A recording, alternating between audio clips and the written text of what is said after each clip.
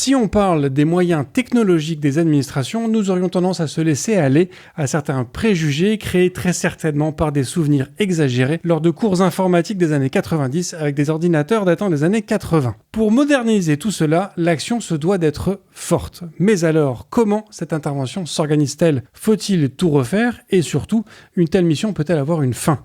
Pour répondre à ces questions de progrès, je ne reçois pas l'inspecteur Gadget, mais elle s'y connaît en transformation marine. Bonjour. Bonjour Bruno. Cosa Vostra.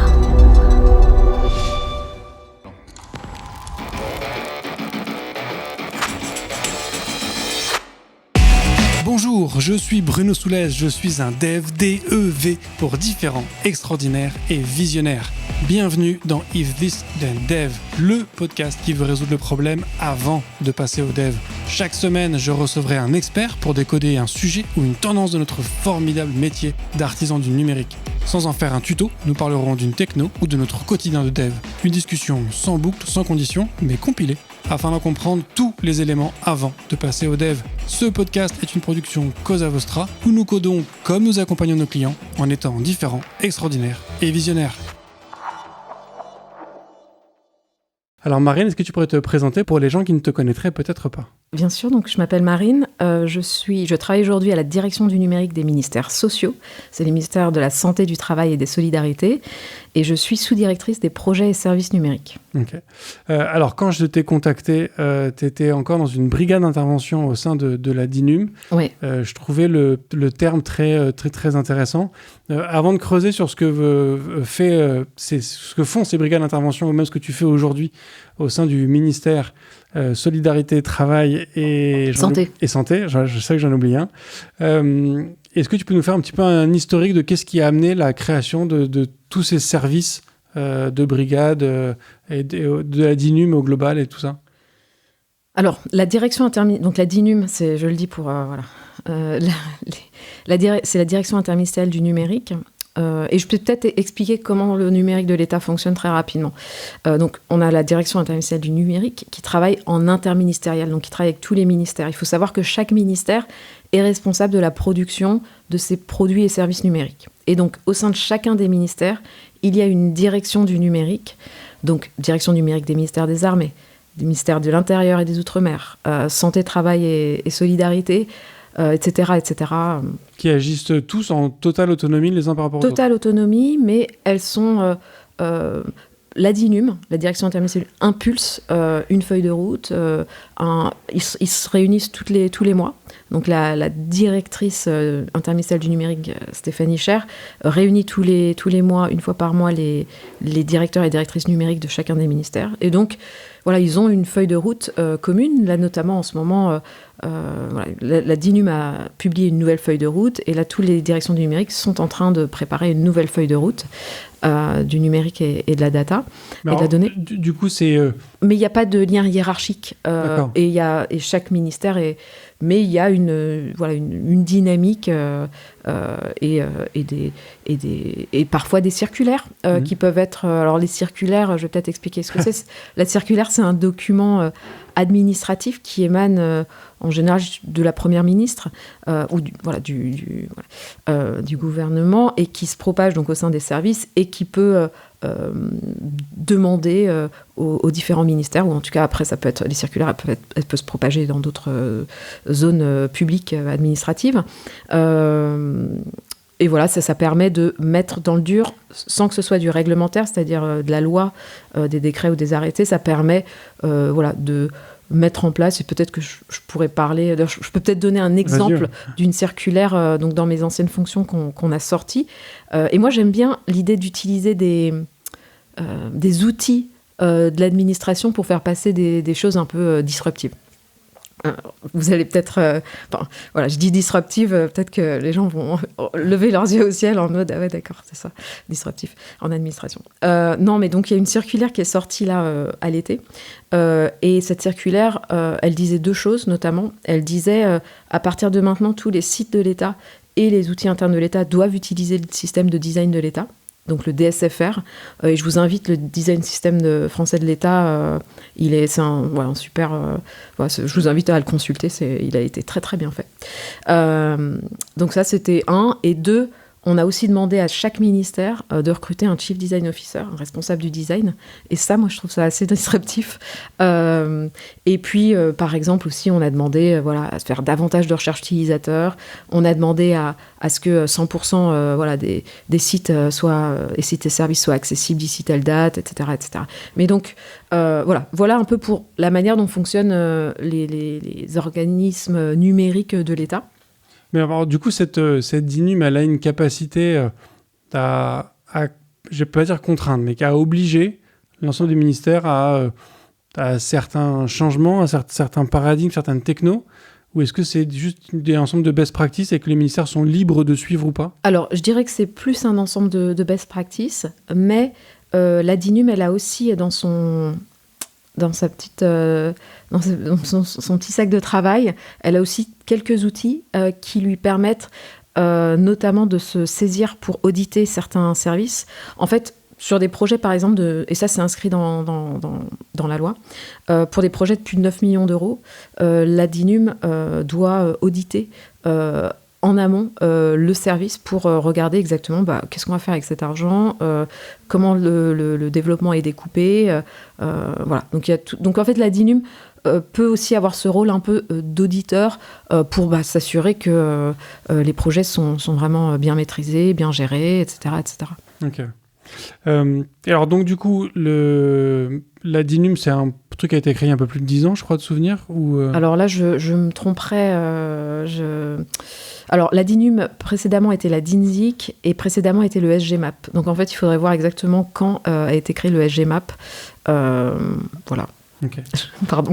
Et donc ces brigades d'intervention, pourquoi ce format de brigade ? En fait, moi je suis arrivée à la DINUM en 2019 et donc je connaissais rien à l'administration. Et la première chose que je me suis dit en arrivant, et il faut savoir, je le dis rapidement, avant ça j'avais travaillé 2 ans dans un parti politique et avant ça 12 ans aux États-Unis dans le numérique. Donc j'avais une certaine idée du numérique en mode super agile, etc., etc. Et la première chose que je me suis dit en arrivant, c'est quand je voyais des projets, des produits, des services qui semblaient être problématiques, mais pourquoi est-ce qu'on ne met pas une équipe en mode sprint, en mode commando, et hop, en 2 mois, le produit, il est à niveau. Et donc, dès le début, mais même avant d'arriver, j'avais commencé, j'avais ces idées en tête. Et en fait, je suis arrivée en 2019 et c'est pas avant 2020 qu'on a créé ce qu'on a appelé le commando UX. Donc commando, expérience utilisateur. Et là, on a lancé une promo où on a recruté 15 développeurs, designers, développeuses aussi. Est-ce qu'il y avait d'autres profils ? Non. Donc c'était dev et design qu'on a déployé sur 10 produits et services de l'État. Pendant, au départ, 4 mois, on les a étendus à 7 mois. Et ça a super bien fonctionné. Évidemment, il y avait des objectifs qu'on se fixait sur chacune des interventions. Et puis, en fait, les ministères, ils ont adoré parce qu'ils ont pu monter en compétences ou en connaissances sur des sujets, notamment de l'accessibilité ou du design. Et puis, concrètement, on a aussi eu des améliorations concrètes, augmentation de la satisfaction utilisateur, augmentation du niveau d'accessibilité, de conformité au RG2A, etc. etc. Donc, c'était super. Et les commandos, ils intégraient des équipes qui fonctionnaient toutes un peu différemment. Il y avait des équipes agiles, peut-être 1 ou 2, et la majorité, on était plus sur peut-être ce qu'on appelle du cycle en V itératif. Mais néanmoins, ça a permis d'insuffler, d'impulser, etc. Donc ça, c'était une expérimentation en 2020. Et puis du coup, comme ça a fonctionné, on a réitéré l'opération chaque année depuis 2020.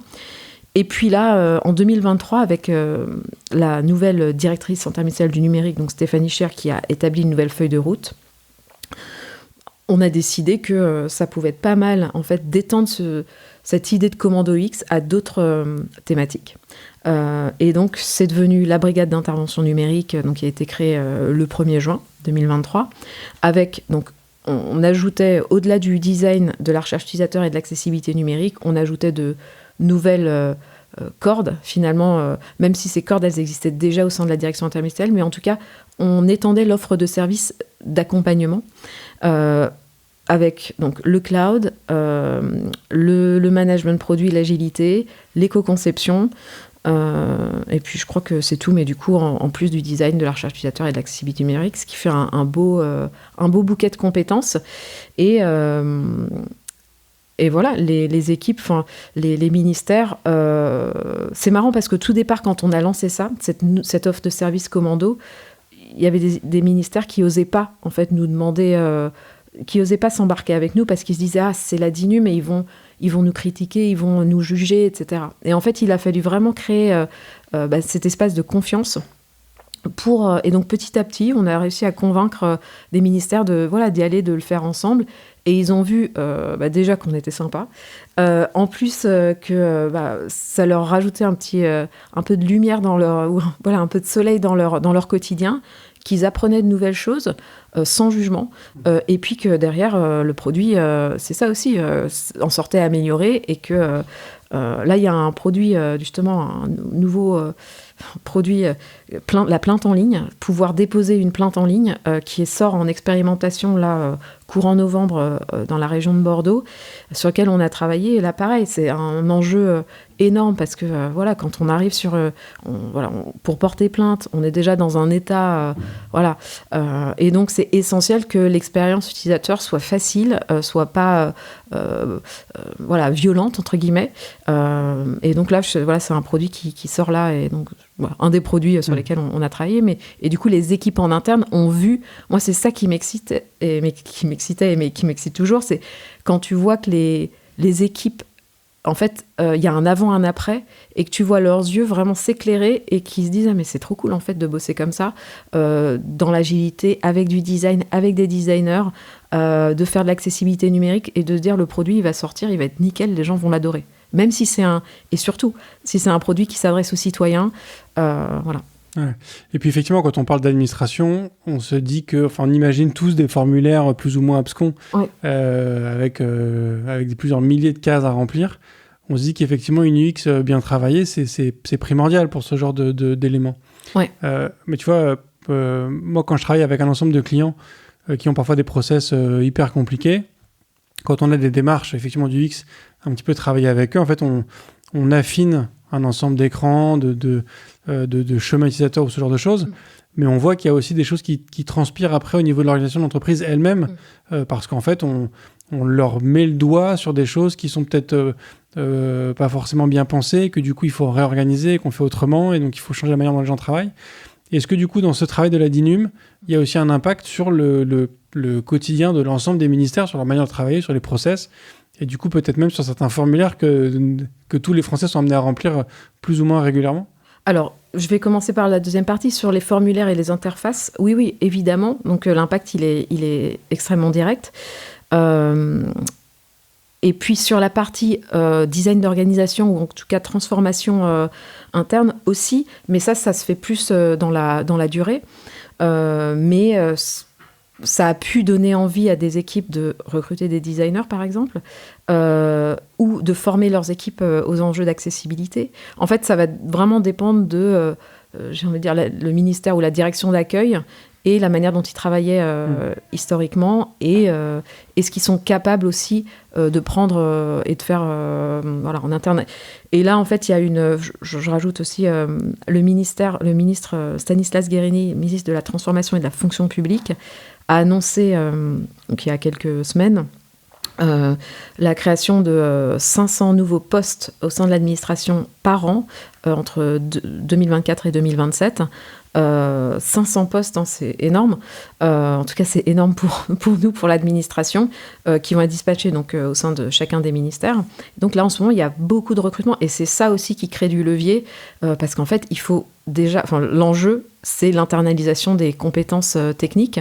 On sait que l'administration s'appuie beaucoup sur de la prestation externe, mais l'enjeu, c'est qu'elle monte elle-même en compétences pour qu'elle sache mieux piloter ses prestataires et qu'elle leur mette davantage la pression, si je puis dire, ou en tout cas qu'elle puisse davantage les challenger sur les revues de code, les challenger sur les compétences des personnes qui sont mises sur les projets, faire plus d'agilité aussi, et moins du cycle en V, etc., etc. Et du coup, tous ces recrutements, ils sont au sein de la DINUM, qui seront après, du coup, Non, détachés. les recrutements, ils sont au sein de... Alors, il y a des recrutements au sein de la DINUM. La DINUM recrute aujourd'hui. Et puis, chacun des ministères recrute. J'ai vu que le ministère de la Culture, là, avait lancé ses recrutements. Nous, au sein des ministères sociaux, on les a lancés il y a 1 mois. Donc, si vous allez sur mon profil LinkedIn, vous verrez tous les postes. Nous, on recrute 15 personnes. Et on en recrutera aussi l'année prochaine, sans doute davantage, l'année d'après. Donc c'est top, il y a plein d'opportunités. Je fais un peu de pub pour les types de postes, mais nous, on recrute là aujourd'hui un responsable de la technologie. On recrute un Product Ops. Product Ops, c'est un métier qui est assez peu connu en France. Donc c'est opération produit pour coacher, optimiser tout ce qui est dev produit, enfin management produit. Du coup, c'est quoi? C'est un responsable produit? C'est un PO? Non, c'est vraiment un Product Ops, responsable des opérations produits. Et donc, son rôle, c'est un peu comme Design Ops, c'est d'optimiser tout ce qui va autour du management produit. Et justement, l'enjeu au sein de nos équipes, c'est de faire monter en compétence tous les agents sur le management produit. Donc, passer du management projet au management produit plus agile et avec plus de prise de responsabilité finalement et voilà. Donc, Product Ops. Ensuite, on a un poste de Chief Design Officer, donc responsable du design, un poste de responsable de la recherche utilisateur, C-Dev, et puis un data ingénieur et un data scientist. Donc, ça fait pas mal, ça fait un beau bouquet de recrutement. Et donc, voilà, n'hésitez pas à candidater. Ouais. Ce que je trouve intéressant dans ce... Alors, c'est forcément bénéfique de se dire qu'il y a comme ça des programmes de modernisation des appareils étatiques. Mais tu vois, en fait, j'entends que le parti UX, je me dis, ouais, effectivement, il y a peut-être des choses à creuser côté UX. Mais quand tu me parles de dev ou même de cloud, je me dis qu'il y a quand même des ministères. Tu vois, on pense au ministère des Armées ou même au ministère des Finances, qui ont quand même des gens qui ont des moyens assez importants. Je me dis qu'à priori, ils sont quand même à l'état de l'art sur ces sujets-là. Est-ce que c'est peut-être pas sur la partie UX, mais tu vois, dans quelle mesure la DINUM, tu vois, elle identifie, les sujets sur lesquels elle peut apporter de l'aide? Est-ce qu'il y a des sujets techniques où on considère que tous les ministères sont à jour, en fait, à l'état de l'art? Alors, déjà, il faut se rassurer. En tout cas, on est à l'état de l'art sur la sécurisation des données. Mais, par exemple, si on prend le sujet du cloud, certes, on peut être à l'état de l'art en termes de protection du code, protection de la donnée, etc. En revanche, on a des vrais enjeux de sécurisation des données. Et du coup, ce qui complexifie nos environnements. On ne peut pas déployer tous les projets sur du cloud public. On a ce qu'on appelle le Secnum Cloud. Donc, c'est en gros l'équivalent de... du coup, c'est vraiment pas du cloud public et ça complexifie le déploiement. Et là, tout l'enjeu, c'est comment est-ce qu'on crée des environnements qui permettent, même avec ce niveau de sécurité, de toujours déployer plus facilement et de créer des espaces de travail pour les devs qui soient confortables, agréables, etc. Donc, si je reprends, je me suis un peu... j'ai fait un focus sur le cloud, mais je dirais globalement, ça va. D'ailleurs, on a un super design system qui a été créé par le SIG, le service d'information du gouvernement, qui est pour moi à l'état de l'art. Clairement. Mais après, on est quand même, et là, c'est pas vraiment l'administration que je vais pointer, mais c'est la France en général.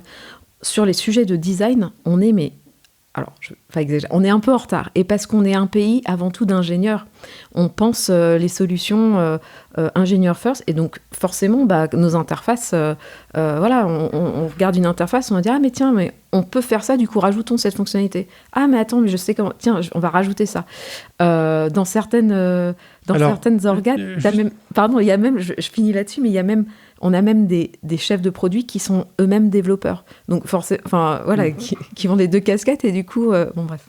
Je suis étonné que tu décrives la France comme étant un pays d'ingénieurs. Ouais. J'ai vu passer une stat l'autre jour. Tu sais qu'en France, il y a plus de millionnaires que d'ingénieurs? C'est drôle comme stat. Non, d'accord. C'est assez ouf. Je crois qu'il y a genre 4% de millionnaires en France et 1% d'ingénieurs. D'accord. Oui, alors, moi, c'est plutôt... d'accord, mais cette stat, elle vient d'où? Alors, j'ai entendu ça sur un autre podcast. J'ai plus la source exacte. Je sais pas si c'est hyper fiable, mais j'ai vu passer ça. En fait, mais j'entends effectivement ce côté... C'est sur notre approche. Notre approche. Et finalement, on est un pays du design dans la mode, dans le mobilier, dans l'architecture, mais on n'est pas un pays du design dans le numérique. Et donc, d'ailleurs, il y a Dominique Siama, que vous connaissez peut-être, qui était l'ancien directeur de Strat Design, école qui a créé il y a 2 ans une nouvelle école dont j'oublie le nom et je m'en excuse, mais vous retrouverez, et qui justement a créé une école pour produire des ingénieurs designers. Et là, voilà, pour moi, il y a un vrai enjeu là. Il faut avant tout, on doit davantage penser au design et à l'ordonnancement des choses, à ce qui est vraiment nécessaire et aux enjeux d'habitabilité de la planète, et donc sur les sujets numériques, sur les sujets physiques aussi, de vie. Voilà. Ouais. Alors avant de relancer sur une question qui est dans le chat, j'aimerais juste terminer sur cet aspect-là, parce que je suis d'accord qu'en France, on a une tendance à être... on est un pays d'intellectuels, comme on dit, tu vois, le pays des Lumières, tout ça. Enfin, il y a un côté, effectivement, un peu trop dans notre tête et un peu trop à surconcevoir des choses. Ça, je suis entièrement d'accord. De ce que je perçois dans ce que tu dis, parmi ces missions de la DINUM, donc il y a ce fait de remettre le produit au cœur du sujet et de faire plus de choses peut-être plus vite et compagnie. Est-ce que cette démarche de faire les choses plus vite, elle est compatible justement avec un État qui a quand même un besoin de stabilité, de rigueur et du coup aussi de prudence? C'est ça le mot que je cherchais. Tu vois, on peut pas tout péter du jour au lendemain, on peut pas décider de tout refaire parce que la manière dont les gens rentrent leurs impôts, faut que ce soit hyper fiable. Comment est-ce qu'on peut du coup rendre compatible cette approche hyper moderne que tu as vue aux US avec le besoin de stabilité d'un État? Ouais. Alors, aller plus vite, certaines équipes vont déjà vite. Et en fait, on peut lier agilité et stabilité. C'est pas parce qu'on met en prod, je sais pas, toutes les semaines que c'est moins sécure, c'est moins stable, etc. Après, il faut juste mettre en place les tests, il faut juste faire son taf, j'allais dire. Donc pour moi, mais en revanche, on ne peut pas se cacher derrière « Ah, mais attendez, notre système est tellement important qu'on ne fait que des mises en prod 2 fois par an. » Et c'est vrai que souvent... et donc pour l'enjeu, un des enjeux, c'est comment est-ce qu'on passe en effet à un mode plus itératif sans tout péter. Et pour moi, c'est juste de la méthode, et des bonnes compétences pour le faire. Ok. Du coup, tu nous évoquais aussi tout à l'heure que un des objectifs de toutes ces missions, c'est de réinternaliser les compétences au sein des différents ministères. Et du coup, on nous demandait effectivement dans le chat. Est-ce que du coup, toutes les SS2I, donc il y en a dont on entend régulièrement parler, type Accenture et autres, mais donc est-ce que toutes ces SS2I sont amenées à travailler de moins en moins avec l'ensemble des ministères? Le but, c'est quoi? C'est de plus avoir de prestats, qui pourtant est une ressource parfois utile en termes notamment d'expertise. C'est quoi l'objectif avec tout ça? Alors, je pense que si on devait remplacer tous les Sopra, Capgemini, Accenture, il nous faudrait beaucoup plus que 500 recrutements par an. Donc non, on ne va pas remplacer ces profils. Mais néanmoins, il faut se dire que ça coûte cher à l'État. C'est aussi ça. Ça coûte cher c'est typiquement 2 à 3 fois. Si on prend le prix d'une ressource qu'on achète via un marché, c'est 2 à 3 fois le prix d'une ressource qu'on internaliserait. Donc il y a ce sujet-là. Et après, donc non, c'est ce que je disais tout à l'heure, c'est davantage... on a besoin d'internaliser les compétences. Et peut-être qu'il y a certains projets qu'on dev en interne. Et donc ça top, mais il y aura toujours un nombre conséquent de produits qu'on ne peut pas développer en interne. En revanche, on doit avoir les bonnes compétences pour pouvoir mieux piloter ces projets. Mieux les piloter d'un point de vue technologique, d'un point de vue du design, pour s'assurer que les bons profils sont déployés par ces agences ou ces entreprises sur les projets et mieux maîtriser en fait les coûts, mieux maîtriser les délais et du coup ne pas avoir de délais, ou en tout cas réduire les délais et mieux maîtriser la technologie. Par exemple, aujourd'hui, est-ce qu'on publie le code source sur tous les produits et services ? Non. On le fait sur un grand nombre de produits et services, mais on ne le fait pas sur tous. Est-ce que voilà, enfin voilà. Donc c'est s'assurer que tous ces produits et services suivent les meilleures pratiques possibles, même s'ils sont développés externalisés. Ok. Est-ce que du coup il y a des métiers jugés comme critiques qui sont prioritaires à réinternaliser, d'autres on se dit ça c'est... Non, je dirais pas. Non, tout à l'heure quand je citais les profils qu'on recrute, je dirais que c'est assez varié. Et je pense que ce sera chacun ministère va identifier les profils qu'il souhaite internaliser. Moi, j'ai voulu que ce soit, et moi et les équipes, on a voulu que ce soit, pas mal de dev, du design et de la recherche utilisateur, parce que moi, je pense que c'est important d'avoir une personne dédiée à la recherche utilisateur, même si cette personne, elle va être chargée de prendre des prestats, mais au moins de les piloter, avoir la compétence en interne, parce que c'est non seulement capacité à piloter les prestats, mais aussi diffuser une culture, transformer la culture en interne. Et ça, le mieux, c'est d'avoir des personnes en interne pour pouvoir justement diffuser ça. C'est quoi l'objectif, je vais pas dire derrière tout ça, parce que je pense pas qu'il y ait d'objectif caché, mais c'est quoi l'objectif qui veut être atteint avec toutes ces missions avec la DINUM? Tu vois, tu nous parlais tout à l'heure du design system, ouais. Le DSFR, qui est effectivement un très beau design system, mais j'ai envie de dire, à part pour les sites du gouvernement, normalement le DSFR devrait pas être accessible en fait, à tout le monde. Non. Du coup, c'est quoi l'intérêt en fait de faire ce genre de projet-là? Le DSFR, par exemple. Alors, le DSFR, l'intérêt, c'est de faciliter, d'accélérer le développement de services de l'État. Parce qu'il me semble que le DSFR, il est accessible gratuitement, enfin, il est en libre accès par tout le monde. Mais du coup, pourquoi est-ce que moi, de petit développeur dans un coin de la France, je peux utiliser ce DSFR alors que... Ah non, tu n'as pas le droit de l'utiliser. Non, justement, donc, je ne sais plus où dans le DSFR, mais les règles d'utilisation du DSFR sont bien stipulées. Non, tu n'as pas le droit d'utiliser ni le DSFR, ni la police, la typographie qui s'appelle Marianne. Voilà. Mais en revanche, tu peux t'en inspirer. En fait, tu pourrais utiliser des briques du DSFR si... l'interface finale ne ressemblait pas à un site de l'État. Ce qu'on veut évidemment éviter, et il en existe, c'est des sites qui se déploient et qui font croire avec, par exemple, passeport.gouv.fr, donc un faux site de l'État qui potentiellement te promettrait de renouveler ton titre, ton passeport, et peut-être prendrait une petite commission de 100 €, je sais pas. Voilà, donc là, il y a un enjeu, on est très attentif. Les services sont très attentifs à la non-réutilisation du DSFR et à ces types de sites qui peuvent être des scams. Mais en revanche, c'est super qu'il soit partagé en termes de meilleures pratiques et pour impulser.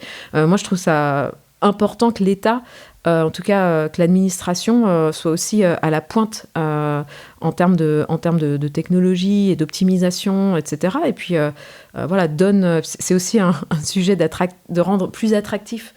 Tu disais au tout départ du podcast, on imagine peut-être l'administration avec des SI anciens, etc. Et certes, parfois il y a des applis...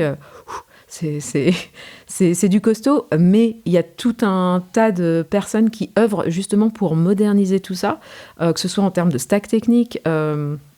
Nous, chez nous, par exemple, on est sur pas mal de React.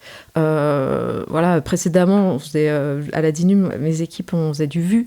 Donc des stacks techniques qui suivent un peu qui sont plus modernes, je dirais, et plus à jour. Des pratiques de la recherche utilisateur qui, moi, c'est essentiel qu'on fasse ça et qu'on impulse quelque chose pour aussi les autres entreprises françaises. Et je reviens sur le sujet du design très rapidement, mais c'est aussi pourquoi est-ce que malheureusement, parfois des entreprises anglo-saxonnes, peut-être américaines, ont pu séduire davantage d'utilisateurs, mais c'est parce que, je vais prendre classiquement Apple, mais c'est avec cette obsession du design, de la simplicité, de la recherche utilisateur, etc. Et donc ça, voilà, pour moi, c'est important à l'échelle de la France, en fait, qu'on transforme notre manière de faire du numérique. Ouais. C'est marrant que tu prennes l'exemple d'Apple, parce que du coup, moi, le premier truc qui me vient en tête, c'est qu'il y a aussi un marketing très fort chez Apple. Est-ce que ça veut dire qu'il y a des objectifs de mieux marketer les produits de l'État ? En fait, oui, parce que souvent... Alors déjà, il y a un super site qui s'appelle servicepublic.fr, que vous connaissez peut-être, qui déjà recense beaucoup d'informations. Quand on se pose une question, je ne sais pas, pardon, j'ai pas d'idée. Mais bon, quand on se pose une question sur les investissements financiers, par exemple, souvent c'est Service Public, voilà, qui peut avoir des réponses à pas mal de choses. Et donc, mince, alors là, j'ai oublié ta question. J'étais sûr, et comme tu parlais d'Apple, et donc je disais que le marketing, c'est surtout ce qui fait donc, déjà, pardon, merci. Donc, servicepublic.fr, c'est une formidable porte d'entrée sur tout un tas d'informations produites par l'État. Au-delà de ça, évidemment qu'il faut qu'on communique sur les produits et services. Et comment communiquer par exemple, il y a un produit donc, qui est chez nous, là, dans nos équipes, au ministère sociaux, qui est Un jeune, une solution. Un jeune, une solution, c'est quoi ? C'est un site qui permet aux jeunes de trouver des contrats d'apprentissage, de trouver tout un tas, par exemple, d'accéder à un simulateur qui s'appelle Aide Jeune, qui permet de savoir à quels aides j'ai droit en tant que moi, jeune, qui coche telle ou telle case. Typiquement, il y a encore beaucoup de jeunes qui ne sont pas au courant de ce produit ou service, qui pourraient vraiment leur donner... et je pense qu'il y a beaucoup de gens en France qui pensent « Ah non, mais l'État ou l'administration, ils sont là juste pour nous prendre de l'argent. » Et en fait, ils veulent pas qu'on accède à nos droits, ils veulent pas qu'on accède à nos aides. Et en fait, il y a tout un pan de personnes qui bossent justement sur ces produits et services. Et donc, si on les fait pas connaître, forcément, les gens restent dans « Ah non, mais l'administration, c'est horrible. » Et je voulais rajouter quelque chose et j'ai oublié. T'es sur le marketing toujours ? Ouais, sur le marketing et sur... Ah oui, non, merci. Et il y a un autre sujet sur lequel l'administration travaille, c'est ce qu'on appelle l'administration proactive. Et c'est typiquement, tu parlais tout à l'heure, j'ai ce formulaire, etc. Comment est-ce qu'on pourrait en fait supprimer l'étape du formulaire ? C'est-à-dire, on sait que tu es telle ou telle personne, et typiquement, on va pouvoir te cibler et te dire, tu as droit à ça. Et pour avoir droit à ça, hop, tu cliques là et hop, c'est bon. Typiquement, depuis, je crois que c'est depuis 1 an, on identifie beaucoup plus facilement qui sont les jeunes qui devraient pouvoir prétendre à une bourse. Ou alors, typiquement, on a le passeport qui va être ciblé, c'est pour les jeunes qui favoriser la pratique sportive, qui va donner, on va cibler les jeunes qui peuvent y prétendre. Donc en fait, plus on va pouvoir utiliser la donnée au service des usagers, plus on va pouvoir simplifier à la base les services. C'est aussi le cas du chèque énergie. Le chèque énergie, c'est typiquement des personnes qui ont droit au chèque énergie, qui ont reçu chez eux le document et ils n'ont pas eu besoin de savoir que le produit ou service ou l'aide existait, on les a directement ciblés. Donc là aussi, évidemment, il y a du marketing à faire et de la communication à faire, mais de la communication, pas de la communication positive, saine. Et puis aussi, il y a du ciblage précis sur certains profils pour que les gens puissent directement accéder à leurs droits. Ouais. Moi, il y a un truc que je trouve fascinant et assez beau, en fait, dans ces métiers, dans ces missions.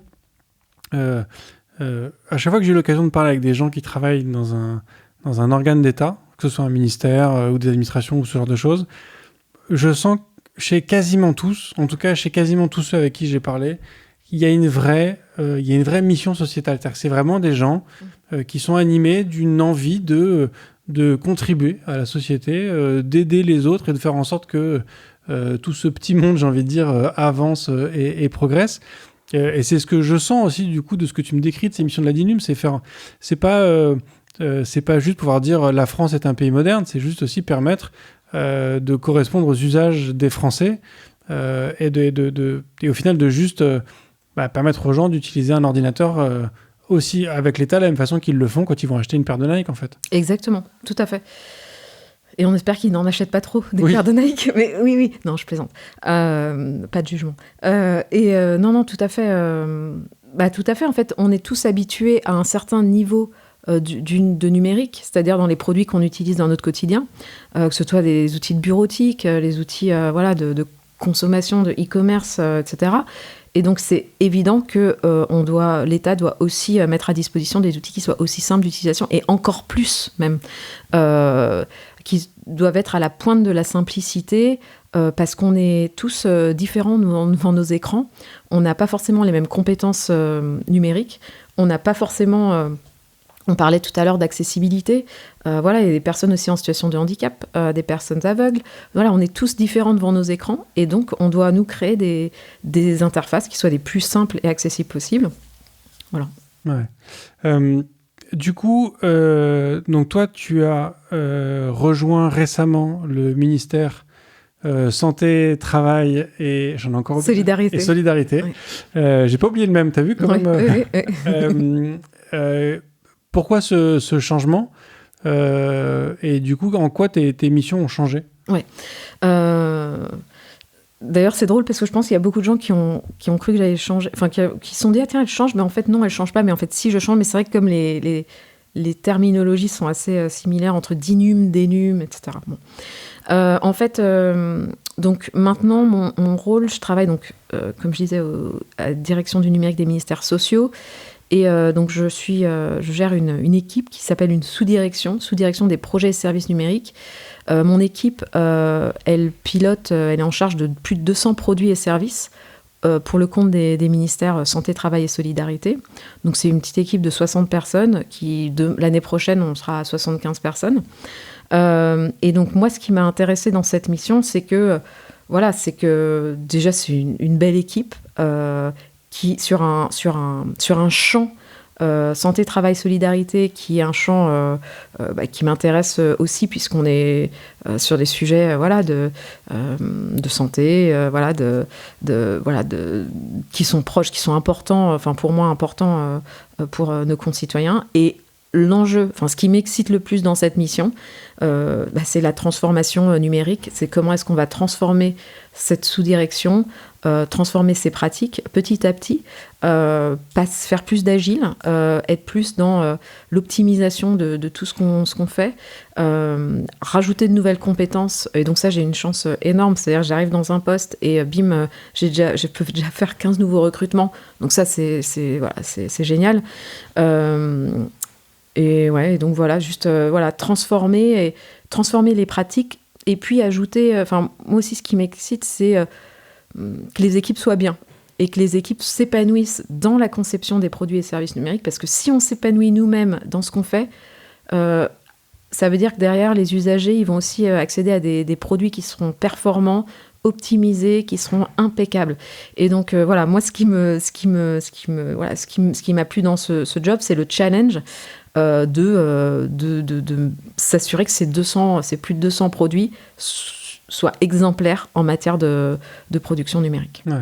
Et mais du coup, comment tu fais pour transformer des... Je suis désolé, je suis sûrement sujet à plein de clichés, hein, mais on imagine forcément les administrations comme étant des choses un peu plus ronronnants, qui ont un peu du mal à changer, avec beaucoup de gens, avec beaucoup de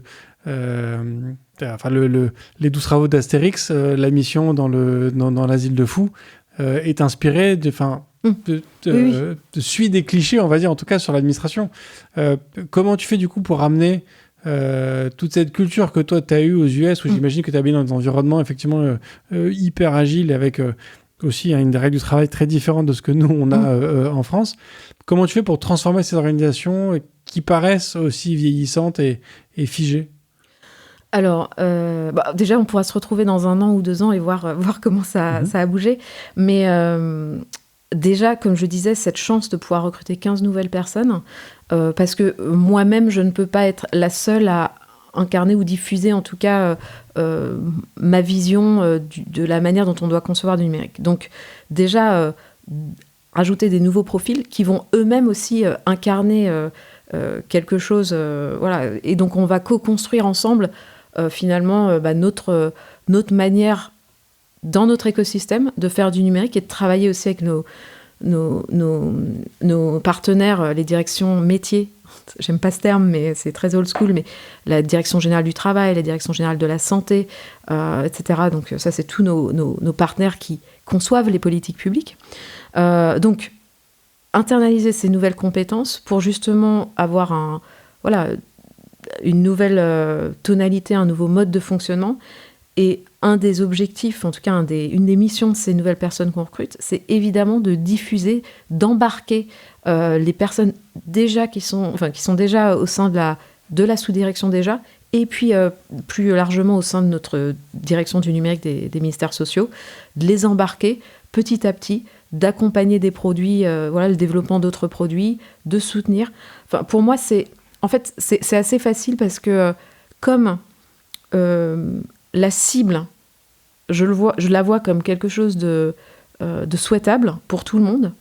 En fait, c'est assez facile de justifier, en tout cas de présenter aux personnes qui sont dans l'organisation actuellement, qu'en fait, ça va être génial et allons-y ensemble et tout va bien se passer, comme dirait une autre personne.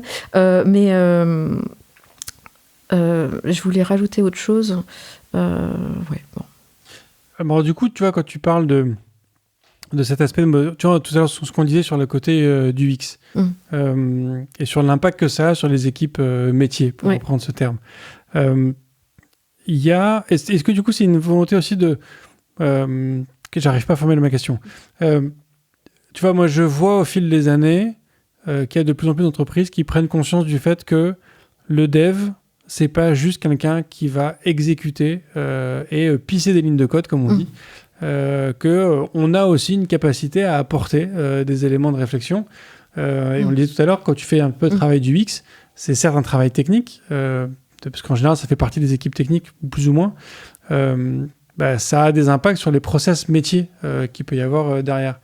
Est-ce que ça, c'est pas... Tu vois, ça aussi, ça me semble un impact assez fort de se dire qu'il y a des gens, on le disait tout à l'heure aussi, sur ces gens qui sont un peu trop dans leur tête, qui vont concevoir des formulaires hyper compliqués et compagnie, et puis après, tu as quelqu'un qui va arriver, un petit jeune qui va arriver, qui va dire écoutez, vous êtes sympa avec vos formulaires, mais il est trop compliqué, moi ça, je peux le remplir tout seul, ça, on peut le déduire, enfin, tu vois, et te modifier tout ça, c'est un peu le clash de deux approches et de deux conceptions du monde. Complètement. Et je mentionnais tout à l'heure nos partenaires, donc la DGS, la Direction Générale de la Santé, DGT, etc., qui ont, elles aussi... on est sur un mode de travail qui n'est pas... qui est ce qu'on appelle le MOA, MOE. J'oublie toujours... j'ai honte, mais j'oublie toujours qui fait quoi. Chaque fois, je dois revérifier. Attends, c'est qui déjà MOA, MOE? J'ai vraiment honte, mais ça ne fait tellement pas partie de ma culture que c'est comme si je faisais un rejet comme une greffe. Là, voilà. Mais tant mieux, parce que du coup, ça glisse sur moi. Et moi, mon enjeu, c'est justement de renforcer la direction du numérique. Je parlais tout à l'heure de renforcer, de faire en sorte que les chefs de projet soient plus des chefs de produits, avec plus de responsabilités. Aujourd'hui, il y a beaucoup de chefs de produits qui sont dans les directions métiers. Et donc, nous, on se dédouane finalement... On se dit, et ça crée une complexité aussi dans les échanges. Et donc, plus on va pouvoir engranger ces connaissances, entre guillemets, métiers, plus on va pouvoir être autonome et faciliter la production et faciliter les choses pour ces directions métiers. Et donc, en effet, il y a un énorme enjeu culturel déjà au sein de la direction du numérique, mais aussi auprès de nos partenaires. Là, typiquement, sur un produit... un très gros produit qui fait partie de ces produits de plus de 9 millions d'euros par an. Justement, je suis en train de mettre une équipe de design dessus. Et pareil, il faut que j'embarque la direction métier pour leur dire, mais voilà, on va faire ça, ça ne va pas ralentir, parce qu'il n'est pas question qu'on ralentisse, mais ça va juste permettre qu'on soit vraiment, lors du lancement du produit, qu'on soit vraiment davantage sûr et confiant que le produit correspondra aux attentes des usagers et puis ne créera pas de friction et du coup aussi ne nécessitera peut-être pas autant de mises à jour. Enfin voilà, faut, voilà. Et puis en fait, il faut le faire petit à petit. Hop, on prend un projet, on met en place la bonne équipe. Et en fait, il faut prendre les projets ou les produits avec lesquels on sent que les gens sont ouverts. Et moi, ça, je l'ai beaucoup fait à la DINUM, où on accompagnait les ministères. Et au départ, c'était un peu difficile de leur donner envie de travailler avec nous. Et en fait, au final, plus il y en a eu qui ont voulu travailler avec nous, plus c'était facile d'ailleurs partager des témoignages et de montrer qu'en fait, voilà, c'est que du positif et que c'est au bénéfice de tous, à la fois soi-même, en fait, ces équipes, qu'elles s'épanouissent dans la production numérique, et puis aussi les usagers. Et on a tous envie de bosser sur des produits que les gens adorent. Et donc, même dans l'État, on doit avoir cette volonté, en tout cas cet objectif, de créer des outils, des services. Parce que oui, il faut savoir que nous aussi, on crée des outils, par exemple, pour les inspecteurs du travail, pour les ARS. Donc, c'est parfois des outils ou des services, des produits qui peuvent être destinés aux agents, et puis parfois aux citoyens. Mais de pouvoir créer du plaisir. Encore une fois, on est sur Terre pour, malgré les actualités, pour se donner un max de plaisir, un maximum de plaisir. Et donc, ça passe aussi par le numérique. Ouais. J'aime bien aussi, du coup, cette optique de dire que ça passe par des équipes, en fait, qui vont aller aussi diffuser, imprégner et changer cette approche-là. Mais du coup, dans cette démarche, tu nous parlais tout à l'heure de ces 500 recrutements prévus par an. Comment vous faites pour concurrencer toutes les startups avec toute leur levée de fonds colossale et qui vont vendre aussi des ambiances de travail avec... Alors, c'est peut-être un peu plus compliqué en ce moment. Il y a eu beaucoup de changements récemment. Mais vous êtes quand même face à des gens qui ont une culture du recrutement très, très différente de celle du gouvernement et qui peut peut-être plus résonner chez des personnes un peu plus jeunes ou qui sortent d'école ou de la fac. Tout à fait. Après, je pense que déjà, on a quelque chose de génial à offrir, c'est qu'on travaille pour le bien commun. On travaille pour l'intérêt général. Et moi, je vois depuis notamment le Covid, il y a beaucoup de gens qui finalement se sont retrouvés nez à nez avec eux et se sont dit, mais en fait, j'ai envie de travailler pour un organisme qui a plus d'impact sur la vie des gens. Donc, il y a ce premier sujet. La deuxième chose, c'est que on essaye quand même d'offrir des environnements de travail qui soient agréables. On essaye de s'adapter, par exemple, offrir des outils, le hardware que la personne est habituée d'utiliser. Là, je vois que tu as un Mac, par exemple, donc on va regarder si vraiment la personne a besoin d'un Mac, on va trouver des solutions. Aussi, on a, j'ai envie de dire, je vais pas faire la liste des benefits, mais on a beaucoup de vacances, donc ça c'est plutôt cool. Certes, on va peut-être pas pouvoir rémunérer les personnes autant, mais on offre autre chose, un impact sur la vie des autres. Et puis, on offre aussi le télétravail, parce que chez nous, par exemple, au ministère sociaux, à la direction du numérique, on a 2 jours de travail au bureau par semaine et 3 jours de télétravail par semaine. Et je sais que c'est pas vraiment le cas. Je crois qu'au contraire, il y a beaucoup de de volonté de retour au travail. Et chez nous, il y a des personnes, par exemple, une personne qui habite à La Rochelle et qui vient au travail 2 jours. Dans mes anciennes équipes, j'avais une personne qui habitait en Bourgogne.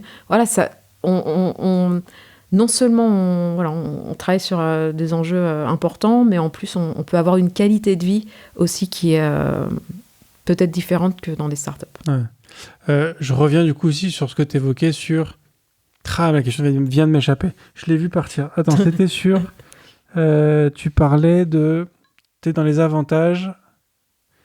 Le salaire ? Non, c'était pas sur le salaire. Non, c'était sur le fait de donner du sens. Je suis d'accord avec toi, on voit de plus en plus de gens qui ont besoin d'avoir du sens, mais je trouve qu'en creusant un peu, je sais pas s'il y a tant de gens que ça qui cherchent à travailler pour quelque chose qui a du sens au sens sociétal, de manière très globale.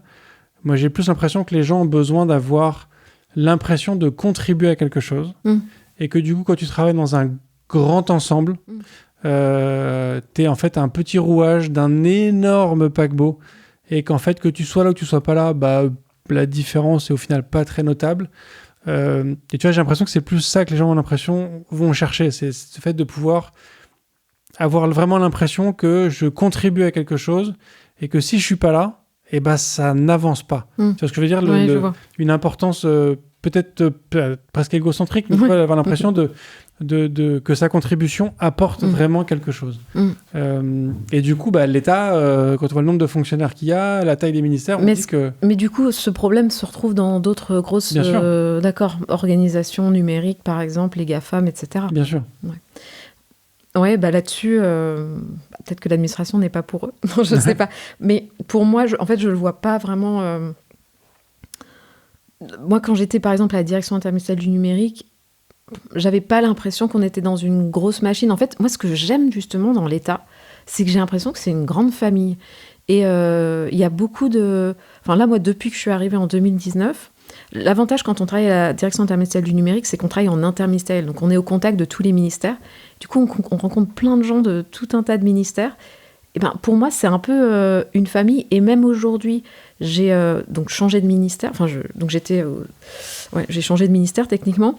En fait, je sais encore m'appuyer sur d'autres personnes. En tout cas, je connais des personnes qui sont allées dans d'autres endroits. Et du coup, ça crée un énorme réseau. Et ça permet de travailler plus rapidement aussi. Parce que si j'ai besoin de quelque chose ou j'ai une question sur un truc, en tout cas, j'ai un réseau et je sais potentiellement où je vais le trouver. Et donc, pour moi, je vois pas vraiment l'État comme quelque chose de... Alors, certes, c'est le plus gros employeur, enfin, notamment l'Éducation nationale, mais voilà, ça me semble pas si grand, en tout cas, et parce que dans chacun des métiers, on se crée un réseau, et donc, dans le cadre de ce réseau, on a l'impression de faire bouger les choses, et je suis assez sûre que les personnes qui pilotent des produits spécifiques, le truc, c'est que quand tu as un produit, c'est pas comme dans une start-up. Direct, ça va toucher potentiellement la population de la France entière. Donc, même si tu travailles sur un petit morceau, c'est un morceau qui a un énorme impact. Et donc, non, j'avoue, non, en fait, je pense que c'est un non-sujet. Ouais. J'entends. On a 2 questions qui sont arrivées entre-temps. Alors, il y en a une, je vais demander du coup à son auteur de faire peut-être une précision, qui demandait s'il y a une petite infrastructure dans ces brigades, juste pour savoir de quel type d'infrastructure la personne parle, avant de pouvoir te relayer la question. Et l'autre qui était sur tous les recrutements, est-ce que vous recrutez aussi des alternants ? Est-ce que c'est tout niveau d'expérience ? C'est quoi un peu les... Alors, bonne question. Nous, au sein des ministères sociaux, donc parce que je ne peux pas parler des autres ministères, pour le moment, les 15 nouveaux postes, là, on a positionné les postes sur des profils assez seniors, parce que pour moi, il fallait un peu socler, il fallait créer une première base, mais d'ici un an, quand on fera des nouveaux recrutements, là, on pourrait être ouvert à davantage de profils juniors.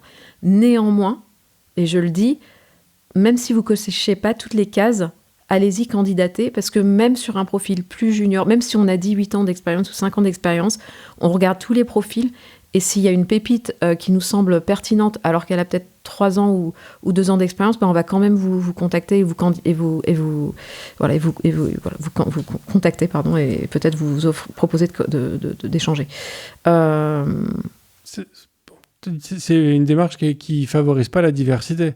On voit dans les chiffres que les femmes postulent beaucoup moins à des offres sur lesquelles elles ne cochent pas tous les critères. Justement, dans chacune, tout à fait, tu as tout à fait raison, et c'est quelque chose qui, moi, me touche particulièrement, et du coup, dans chacun des postes, dans chacune des fiches de poste, plutôt, on a ajouté la phrase, même si vous ne cochez pas toutes les cases, allez-y, candidatez. Je ne sais plus exactement la formulation, mais justement, parce qu'on sait exactement que les femmes sont des personnes qui vont se dire « Ah, mais non, il y a ce truc que je ne sais pas faire, du coup, je ne candidate pas. » Ouais. Mais... Non, faut y aller. Est-ce que tu crois que la phrase suffit ? Qu'est-ce qu'on peut faire d'autre ? Mettre moins de critères. Tu vois, moi, j'ai reçu Shirley il y a longtemps, mais elle est revenue il n'y a pas très longtemps. Et on parlait de ça. Donc, elle est plutôt recruteuse. Et elle accompagne des entreprises, notamment dans la conception des fiches de poste. Ouais. Et en fait, elle aide les entreprises à dire mais ça, virez-le, en fait. Si ce n'est pas indispensable, si, en fait, vous êtes prêt à recruter en dessous, indiquez-le, parce que du coup, vous serez plus susceptible notamment d'avoir aussi plus de femmes qui candidatent, qui ne correspondent pas à ces cases-là, en fait. Ouais, on a eu beaucoup de... Là, on a eu plus de 300 candidatures déjà sur tous les postes, et on a beaucoup de femmes. Mais peut-être moins sur les postes, évidemment, classiquement, CTO, dev, j'ai pas les données pour les devs. Ouais. Est-ce que du coup, dans ces... je vois que l'heure passe, mais tous ces... est-ce que tous ces changements d'agilité, est-ce que ça veut dire que l'organisation complète, parce que cette organisation qu'on a, nous, dans nos équipes techniques, elle est valable dans nos équipes techniques, mais moi, je pense qu'elle a du sens dans un tas d'autres équipes autres que la partie tech. Est-ce que, du coup, tu penses que c'est des mentalités qui vont infuser sur tous les départements, sur tous les ministères, et que petit à petit, on va voir ce genre de mentalité de manière plus globale sur tous les métiers? Ça me rappelle, il y avait cette vidéo, je crois que c'est un TED Talk, sur j'élève mes enfants en mode agile. C'est en anglais, hein, du coup, désolée pour ceux qui ne parlent pas anglais, mais je vous la conseille. Et moi, je pense vraiment que l'agilité, ça s'applique, mais à tous les domaines.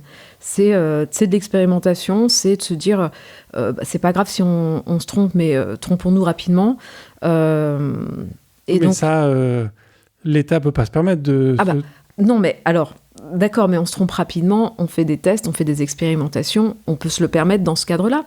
Absolument, on doit, et d'ailleurs, la DINUM, et puis même, en fait, nous, aux ministères sociaux, en fait, chacun des ministères et la DINUM ont des incubateurs de start-up. Ça, peut-être, d'ailleurs, j'aurais peut-être dû en parler déjà tout à l'heure. Donc, si vous allez sur beta.gouv.fr, c'est l'incubateur de la DINUM. Et nous, aux ministères sociaux, on a la fabrique des ministères sociaux. Et c'est pareil, c'est un incubateur qui fait des startups. Et donc là, on déploie en mode ultra agile des expérimentations et qui peuvent après évoluer en plus gros services. Voilà. Et donc, non, on doit pouvoir se tromper, justement... tout comme le citoyen doit aussi pouvoir se tromper. Beta.gouv, c'était l'épisode 20. J'en ai parlé en 2019. Tu vois, c'était qui ? 10 décembre 2019 avec Julien Dauphin. Ah bah oui, super. Ouais, j'avais découvert ce projet-là. Du coup, Julien m'avait même invité à un stand-up du truc. Et j'ai trouvé ça génial, en fait. Ouais. Et c'est là où, notamment, j'ai vu tous ces gens qui sont venus, en fait, qui avaient une vraie mission sociétale, qui étaient venus pour créer des projets en disant je veux aider les gens qui sont dans telle situation et compagnie. Enfin, tu vois, je veux... Et je trouvais ça merveilleux, en fait, comme approche, quoi. Alors, j'ai pas eu la précision sur la question sur l'infra, donc on ne l'aura pas. Merci beaucoup, en tout cas, Marine, pour cette discussion. J'aurais 2 dernières questions pour toi, qui sont les questions rituelles de ce podcast. La première, c'est est-ce qu'il y a un contenu que tu souhaiterais partager avec l'ensemble des auditeurs ? Alors, je pensais à 2 choses, peut-être, au-delà de cette vidéo dont je parlais tout à l'heure, qui est marrante plutôt. Alors, il y a un livre que je recommandais beaucoup à une époque qui s'appelle Gamestorming. Donc c'est sur le brainstorming, mais en fait c'est créer tout un tas de jeux pour justement, et donc ça c'est plus côté comment est-ce que tu animes des échanges avec des gens et tu fais parler surtout des gens qui n'ont pas l'habitude de parler. Donc on est moins sur du dev.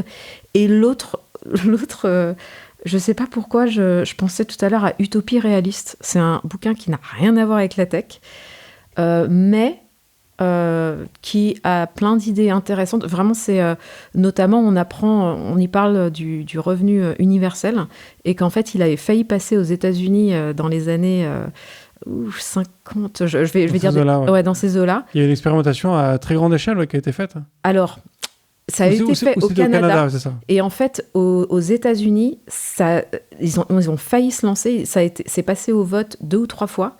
Et au final, et en fait, je me dis toujours, mais à quoi ressemblerait notre monde si le revenu universel était passé aux États-Unis ? Enfin, peut-être que notre société serait complètement différente, parce que d'autres pays l'auraient embrassé, enfin, l'auraient adopté, etc. Bon, enfin, c'est un livre que je recommande. Voilà, rien à voir avec la tech, mais c'est bien aussi de lire d'autres choses. Carrément. Utopie réaliste, pluriel ou singulier ? Je crois que c'est au pluriel. Ok. Top. Et dernière question, qui est donc la question rituelle de ce podcast, est-ce que tu es plutôt espace ou tabulation ? Alors, moi, ça fait très longtemps, ça fait un petit moment que je dev plus, et il me semble, et j'ai trop honte, parce qu'en fait, je crois que c'était des espaces, mais je pense que c'était plus espace. Ok, très 2 bien. espaces, ouais. C'est noté. Il me semble. Merci beaucoup, Marine. Merci beaucoup, Bruno. Et merci à tous d'avoir écouté cet épisode jusqu'au bout. Voilà, j'espère qu'on vous a donné envie peut-être d'aller postuler sur ces différentes offres. Si vous avez cette envie de sens, cette envie de contribuer à la société, je pense que c'est clairement l'occasion. Donc on vous mettra bien évidemment les liens en description pour que vous puissiez aller faire un tour sur tout ça. En tout cas, moi je vous remercie toujours de partager ce podcast autour de vous. Je vous souhaite une très bonne fin de semaine. Je vous dis à la semaine prochaine. Et d'ici là, codez bien. Merci d'avoir écouté cet épisode de If This Then Dev et merci à toute mon équipe de Cosa Vostra à la production de cet épisode. Merci aussi à Alan, Ada, Linus, Bill, Steve et Steve de nous avoir ramenés jusqu'ici. Si ce podcast vous a plu, committez-vous en vous abonnant, déployez-le autour de vous et vous pouvez aussi nous faire une petite code review en nous laissant 5 étoiles sur votre plateforme de podcast préférée. La conversation continue bien sûr avec vous sur Twitter, LinkedIn, Facebook, Instagram, chacun sa techno, @ifthisdendev ou @bibir, B-I-B-E-A-R. Vous retrouverez aussi tous nos épisodes sur notre site ifttd.io. Et enfin, si vous avez besoin d'une agence pour vous accompagner ou si vous souhaitez rejoindre une équipe tech passionnée et passionnante, écrivez-moi sur bruno@cosavostra.com. Merci à tous.